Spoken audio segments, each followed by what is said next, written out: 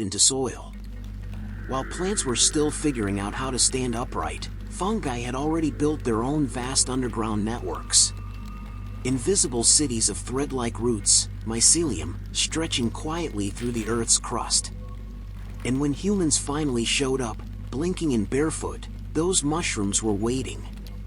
It didn't take long for early people to notice that some mushrooms made food taste better. Some made colors richer.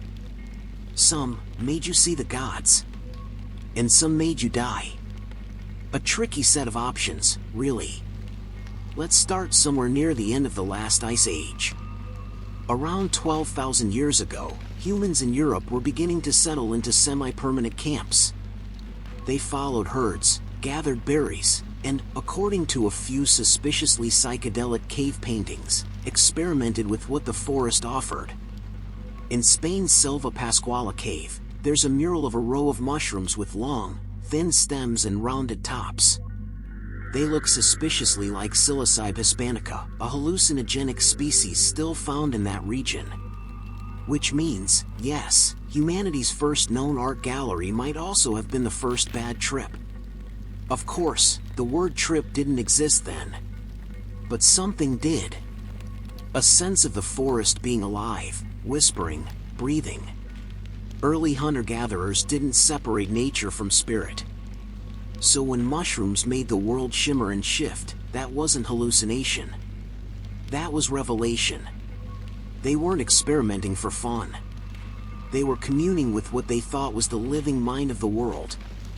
And really, if you've spent your life walking under endless stars in silence, maybe you'd believe that too.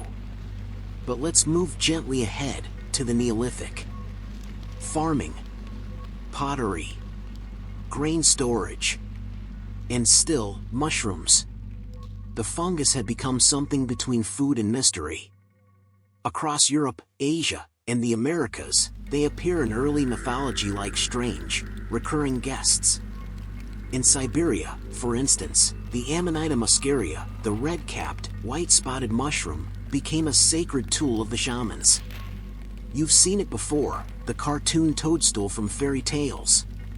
Except in this case, it wasn't whimsical at all. Siberian shamans would eat these mushrooms to enter trance states.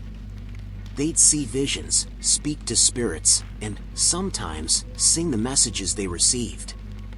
The problem? Amanita muscaria is mildly toxic.